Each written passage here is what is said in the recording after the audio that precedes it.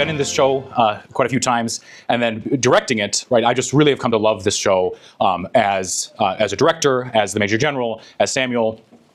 And just kind of the totality of Gilbert and Sullivan as composers, right? They're really quite a unique pair, and their shows are really kind of capture that unique English spirit, which I'm going to talk about a little bit. I'm going to try to be very conscious of time, and so I'm going to pull out my timer here and make sure that I'm keeping good track, because I have been sternly warned by many people many times that I have a very precise amount of time. So without further ado, then let's get started. So. The Pirates of Penzance is probably the most famous operetta. So operetta is light opera, right? So this Pirates of Penzance and HMS Pinafore, Mikado, right? These shows are light opera, and really that genre kind of initiated what we now think of today as the modern musical. So the modern musical, right, which is typically has both songs and talking interspersed, right? That genre was largely kind of introduced by Gilbert and Sullivan and by this genre that they were the masters of, which is operetta, light opera. But it is very consciously still an opera, right? It's very grand, it's very exaggerated. The music is absolutely and definitively operatic, right? These are Mabel is an operatic soprano, Frederick is an operatic tenor. So as operas, that is a pretty significant part of how they are. And that's what makes them very funny, is that mixture of this very, very serious medium and very, very silly subject matter. So just a little bit about Gilbert and Sullivan themselves. So Gilbert and Sullivan collaborated on 14 comic operas between 1871 and 1896. And so like I mentioned, HMS Pinafore, the Mikado, right, those are two of their most famous, other than the Pirates of Penzance, which is certainly the most popular, especially in the United States. But Arthur Sullivan was also a actually very serious composer, in addition to his work with Gilbert, who wrote the words. So Arthur Sullivan composed several works, including one that you almost certainly know. Have you ever sung Onward Christian Soldiers in Church? That is Arthur Sullivan. So the man who did the music for the show that we're about to see, composed Onward Christian Soldiers. And he also wrote a festival Te Deum dedicated to Queen Victoria, which was said to be, when it was written in 1872, it was said to be kind of a masterclass in English composition. It was very, very well received, and it was dedicated to Queen Victoria, which to dedicate something specifically to the Queen at that time was a rare privilege. So you had to be given permission to dedicate a work to the Queen. And so it was dedicated to Queen Victoria on the occasion of the recovery of her son and heir, Edward VII, from typhoid fever. In 1872, and was very well received. So that's a very serious, choral work of art that Sullivan created, in addition to his more regular work with Gilbert. So the dedication to Queen Victoria is especially appropriate, as in many ways their entire career and their repertoire are dedicated to everything most broadly represented by the name Queen Victoria, right, which is the British imperial Victorian era, celebrating itself in its own idiosyncratic style. Like I think that's a good way to understand all of their operettas, right? Is that this is the British Victorian era celebrating itself in this very unique style. So in order to understand, especially Pirates of Penzance, because in Pirates of Penzance, Queen Victoria is actually cited by name and is the kind of Deus ex machina, literally Dea ex machina, that kind of finishes the drama of the opera at the end. So in order to understand this very well, then, we should understand this Victorian era. So Victorian England is this really rich and unique period of history and place in history, which has come to define basically everything that we know about the modern world in many ways. So England, at that time, obviously the United Kingdom of Great Britain and Ireland, ruled a vast empire. So this is something that was actually made by the British Empire during the time of the British Empire as a celebration of the British Empire, this image.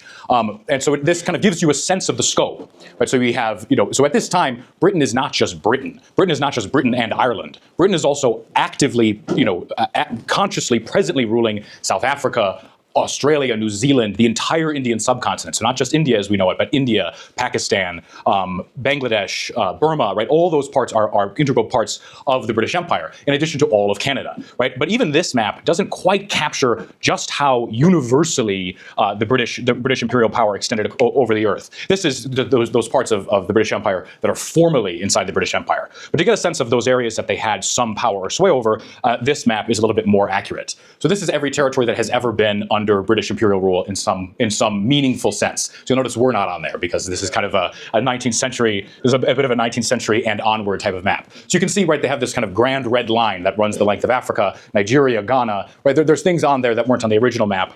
because actually for the duration of the time that they ruled Egypt, they ruled it as in this kind of semi-official way, right, where the local king actually retained his power, the Khedive, but they were effectively in charge in Egypt, especially over the Suez Canal. But specific to this era, and specific to understanding the Victorian era as it relates to Gilbert and Sullivan, the most important element of that Victorian era is Victoria herself, right? Queen Victoria is the kind of definitive, like, archetypal concentration of everything that it means to be the Victorian era, right? She is really the kind of personal personification of everything this era represents. So her lifespan is 1836 to 1901, which, perhaps unsurprisingly is the Victorian era. And here we see her in her coronation. So she comes to the throne as a very, very young woman, and then reigns throughout the duration of her life. So throughout the duration of this period, through multiple generations, right, she is continuing to be the queen. So there's this intense continuity. And so these are images, these are portraits from her coronation in 1836. And so they present this very regal, but also youthful and deeply feminine vision of this queen. It's the first time that Britain had a queen in quite some time. And so that combination of sovereign power, especially of an empire like Britain, with femininity was something that Victoria was very conscious of, and Victorian society started to really shape itself around. But at the era that we're in, Pirates of Penzance was published in 1879, but in December 31st was the first performance, and so really 1880 is a kind of good benchmark for when this is taking place. And so by that time, Queen Victoria looks a lot more like this. So this is a portrait of Queen Victoria from 1875, and it's actually Victoria's favorite portrait of herself for its honesty, total want of flattery, and appreciation of character. And that idea is starting to get us into this sense of what we mean when we talk about Victorian values, right? Honesty, total want of flattery, and appreciation of character, right? Those are the things that Victoria comes to represent: is forthrightness, earnestness, honesty, right? No kind of putting on airs or fanciness, right? Just honesty, total lack of flattery, and appreciation of character, right? So you'll see that she's represented as she was, an older woman, right? And this is 1875. She would continue to reign until 1901. And so that her as living the kind of totality of a woman's life as sovereign is really central to her as a figure. And so here we see another quite iconic portrait of Queen Victoria. This is from 1880, like actually the year 1880. The previous one was from 1875. And so you'll see already this is a photograph, right? And so this Victorian era, right, is very modern, right? You have flushing toilets, you have electricity, right? You have steam power and steam engines and many of the conveniences of modern life, right? If you were dropped into 1899 Victorian England as a person of moderate wealth, your life would not look that different from your life today. And so this but that was very rapid. That was very new, right? There's still the kind of enchantment and flattery and beauty, not flattery, but enchantment and rich, numinous beauty of the medieval era that they're still very conscious of. But now they're consciously hearkening back to it and referencing it as this noble time. So this is Victoria and Albert opening the Great Exhibition in 1851. So it gives a sense of the scale of British imperialism at this time. This is not just a beautiful, pretty empire. This is an exceedingly powerful industrial hegemon that is essentially ruling the world, not just with military might, but with economic power. Right? So this is a construction. This is the Crystal Palace. It's a construction of all steel and glass, and here we see Queen Victoria in the middle of it. So she becomes the kind of concentration of this, the identity of this very large and powerful state. But she herself represents something more significant, which is the values, the beliefs, the virtues that this era prizes so much, even in the midst of its growing economic and military power. And so Victoria herself is not just a sovereign. She's not just a queen. She's not just a woman, right? She is conceived of by the Victorians as the kind of apex mother to a vast national family, right? As duty, and duty itself as legitimacy, right? She was sovereign in that her entire existence was the steadfast performance of her obligations. But that sovereignty flowing from the kind of the totality with which she lived her obligations was not her obligations as mother and sovereign in that regard cease to really be separate, but are both exalted to a position of supreme service, integrated as a living avatar of this concept of duty, of obligation, of conscientiousness, of modesty, of decorum, right? And especially her own personal perseverance through sorrow, as she lost her husband about midway through her reign, and then her continued fidelity to him in her widowhood, right, starts to be this kind of image of what that type of perseverance looks like, not just in the joy of being a young bride, a young mother, and and a wife through her early years, but then suffering personal tragic loss, and then living as a widow, a grandmother, a great-grandmother, and then dying at a very old age. And so that the totality of that life gathers without contradiction into herself, right? For many people in Victorian England, this is expressed explicitly very often. The totality of all that is beautiful and noble in English history, with all that was productive, glorious, progressive, and exciting about the present, right? She starts to be this kind of projection of all these things that they're thinking. So especially continuity in the midst of change, industrious civilization, duty, domesticity, respectability, moral earnestness, et cetera, et cetera, et cetera, et cetera, et cetera, right? And so all these things are represented by the name Queen Victoria, right? Conscience, mother, institution, right? Especially are central to her. But anyway, I've been going on about Queen Victoria for quite a long time, but this is about pirates. This is about pirates. We should be talking about pirates, right? And so what does this very highfalutin talking about imperial power and economic power have to do with pirates, swashbuckling, arr, right? Well, that's exactly the tension, right, that Pirates of Penzance explores. Because this universe, they're not writing this from 1880 as if it's back in 1700 in the Caribbean. They're writing it in England. It's Pirates of Penzance. Penzance is a city on the west coast of England. It's not some far distant, far-flung place. It's an integral part of the metropole of this vast, modern industrial empire. And so when we think that doesn't really jive very well with our vision of pirates, which is something like this, right? The swashbuckling, sword-wielding, pistol-toting, men on tall ships, right, fighting to seize ships and raid booty, et cetera, right? So we picture something like this when we picture the kind of nautical situation of pirates, right? So this is a pirate ship being taken, by a British ship, right? And so this type of conflict is what we picture when we think of a pirate, right? And also this is how the Victorians would picture it, and that's very important. The Victorians have developed this very romantic vision of what life was like in the 1700s, and especially pirates as a phenomenon, right? They're exciting, they're daring, they're free, they're unapologetically masculine, right? There's all these phenomena that's represented in this concept of a pirate, and yet that doesn't make sense for a pirate to be extant in this context in 1880. In 1880. Warships like this had already been sailing the ocean as the kind of integral part of the British Navy for over a decade. Right? This is the HMS Devastation, which was launched in 1871.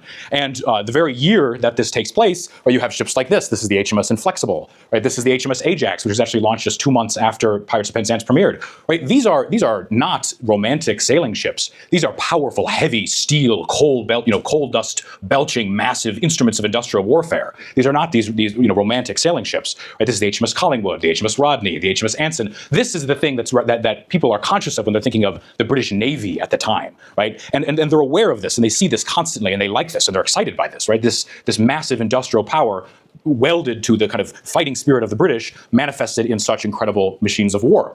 And so these are the machines of war that our heroes in Pirates of Penzance would be fighting in their sailing ships.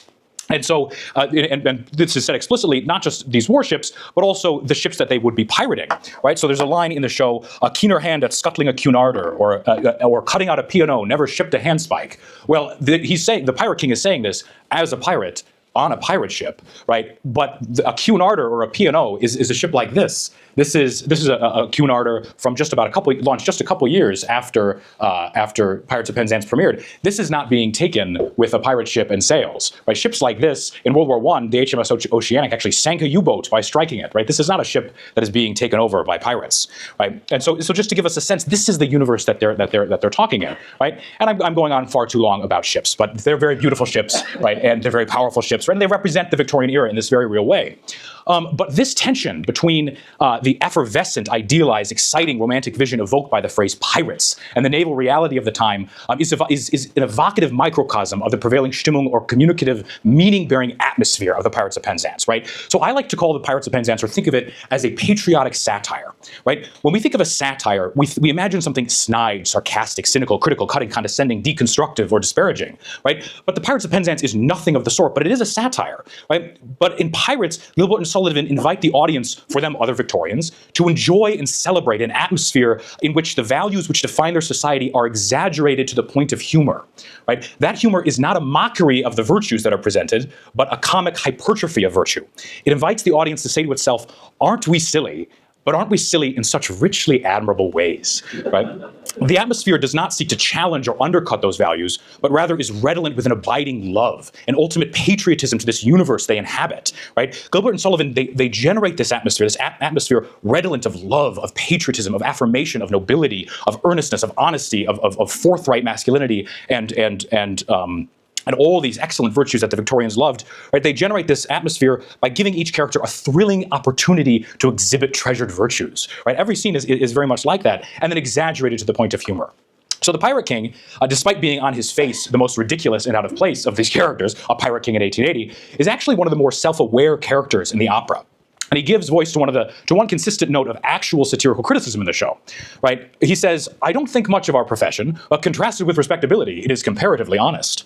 So he and his crew, they freely and exuberantly inhabit this idealized romantic vision of the pirate, but they inhabit it as a kind of lived moral point. In broader society, their point is, in broader society, there are people that ape honesty, integrity, and uprightness of character, but practice under the cover of that outward show a dishonesty, unscrupulousness, and dirty work, which exceeds that of actual pirates forthrightly pirating vessels, right? So that's the kind of point that they're trying to express, right? And this is expressed, directly by them multiple times throughout the opera, right? That they're actually very tender-hearted people, and they never attack an orphan, right? And they never attack a stronger party they never attack a weaker party than themselves. And whenever they attack a stronger party, they invariably get thrashed, right? So this is the kind of pirates that we're talking about. Not real pirates, but pirates who are inhabiting this real piratehood as a kind of statement of a forthright mode of being piratical, as a profession, as something to be skilled in, right? As something that's honest, rather than any kind of supercilious or performative virtue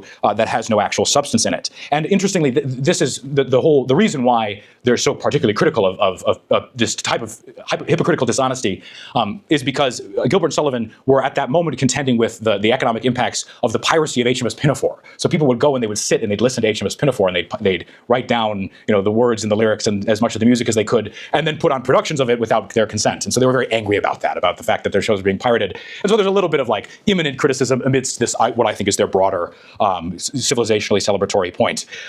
So this is all this stuff about pirates and honesty and versus dishonesty and being a forthright pirate is far too subtle for Frederick, who is the exaggerated ideal of the Victorian young man, of public school masculine identity, right? So he is disarmingly, unflappably earnest young man formed by discipline, honor, courage, and duty before self. And he possesses these virtues in such pristine, untempered concentration that they become maladaptive, and that's where the humor comes in. Right, so Frederick was apprenticed to the pirate band by his semi-deaf governess when he was a little lad, but was honor bound to fulfill that apprenticeship to his full term, his 21st year, at which point he feels honor bound to bring about the extermination of the pirates as pestilent scourges, right? Because they are engaged in piracy, which is a crime, and you shouldn't do that. Then when he discovers that he was actually indentured until his 21st birthday, and having been by his 21st birthday, right, and having been born in leap year, those birthdays only come once every 4 years, he's actually indentured until 1940. He readily and immediately submits to the necessity of this moral point, and then goes back to the pirates and serves them well. Right, so this is the kind of earnestness, of unshakable, absolute honesty and integrity and devotion to duty that Frederick represents as the hypertrophy of this Victorian value. But a defining feature of Victorian England was the public school, which for them meant, and continues to mean in England today, right, not a school paid for at public expense, but a school whose whole purpose and mission was to form boys into public men, richly cultured, clean in conduct, brave, self-commanding, truthful, loyal to comrades, obedient to principle, and prepared for service to the empire, right, with a healthy athleticism, exuberant fighting spirit, and capacity for roughness. That's what the Victorian public school is trying to make out of its young men, to make them public men. So Frederick is the unmixed, distilled, ideal manifestation of this, right? But at the point before it has required worldly flexibility. He has all these virtues, but not yet the seasoned judgment that teaches when principles must be interpreted rather than obeyed mechanically. These qualities are taken to comic extremity, but never to a place of contempt or mockery or criticism. He's presented as lovable because the thing that makes him ridiculous is also the thing that makes him admirable. Gilbert and Sullivan are saying to the audience, look how endearing, exasperating, and splendid honor can become when lodged in a young man too earnest and too beautifully souled for ordinary life. Right? The opera places him in moment after moment for him to exhibit these virtues in their pure, unmixed form, while allowing the humorous overextension of them to bring about the actual tension and drama of the show. And this is also true of Mabel.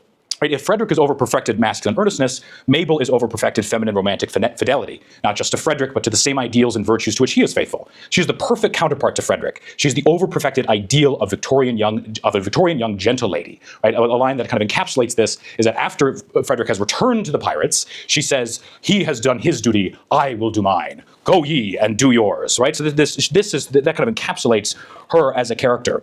And so all of this, so Mabel, her father is the major general, right? And the major general, right, is this very funny figure, right? He's certainly more of a philosopher or a professor than he is a general or than a military figure.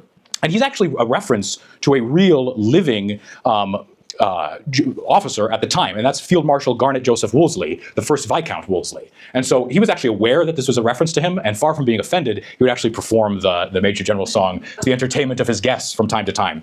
But the Major General represents this new type of Victorian officer, this Victorian military man, who's not just a warrior, who's not just a fighter, but who's richly cultivated, right? And who then, not in spite of, but because of that cultivation, is capable of going around the world, right, and subjecting various powers to Britain's sway, but also protecting and extending civilization, right? So it's this mixture of being richly and highly cultured, exceedingly erudite, and also being the leader of a pretty massive, world-spanning and conquering empire.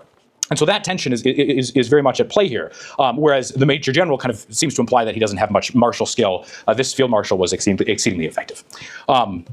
Also the police, right? The police are a very important figure, right? And they represent this ideal, this ideal taken to its logical extension as well, right? They're absolutely terrified throughout the entirety of the time that they're on stage. They cannot abide, they're so scared they're literally falling over and collapsing. And yet they go anyway. They do go fight the pirates when they're called to, which you'll see in the show, right? And they go and they fight and they lose, but they fight, right? In fact, and they also reflect on the fact that as policemen, their obligation is to go arrest people, right? And so they even remark that it is very distressing to them to be the agents whereby their erring fellow creatures are deprived of that liberty which is so dear to us all. But they should have thought about that before they joined the force, right? So even in the police, this ideal is evocative. Even the police are evocative of this ideal, right? That there are these fundamental virtues, right, that are well represented by every character in it, but to this overextension, which then becomes humorous, right? And the whole opera wraps up, just like a lot of great operas in the 19th century, with a proliferation of marriages, right? So the ideal of Victorian youth marries the ideal of Victorian femininity, but not only that, but there's a secret revelation at the end that reveals that it's actually acceptable for all the daughters to marry all the pirates for a social reason which will be revealed at the end of the opera, right? But the line that I particularly love from this is that at a certain point the pirates come and they're attacking and they set upon the girls, the women who are the daughters of the Major General, and to seize them, right? And then the song that takes place during that, though, here's the lyrics so that you know it when you hear it. Here's a first-rate opportunity to get married with impunity and indulge in the felicity of unbounded domesticity. You shall quickly be personified, conjugally matrimonified, by a doctor of divinity who is located in this vicinity. And so the worst thing that these pirates could be imagined doing to this group of young girls that they have set upon is to take them to the nearest clergyman and marry them, right? And so that is very much present throughout this, right? And at the end, that does indeed come to be. They do enter into blissful matrimony, one with the other, the ideal of Victorian youth with the ideal of Victorian femininity, and with all their faults, all these characters, right, whose faults are really an overextension of existing and admirable virtues that the opera invites you to celebrate, right? With all their faults, they love their queen, right? The queen remains the center of this, right? And so this reveals this fundamental reality, which is just writ all through the Pirates of Penzance and all through Victorian society, which is this fundamental faith in systems and hierarchies, right? In the institution of the queen, not because she is the queen, not because of trust in laws written by men or in this or that other structure, but because of obligation, of service, of this disposition of the virtuous, well-formed man and woman towards virtuous pursuits in the service of this greater cause, which is, for them, the British Empire.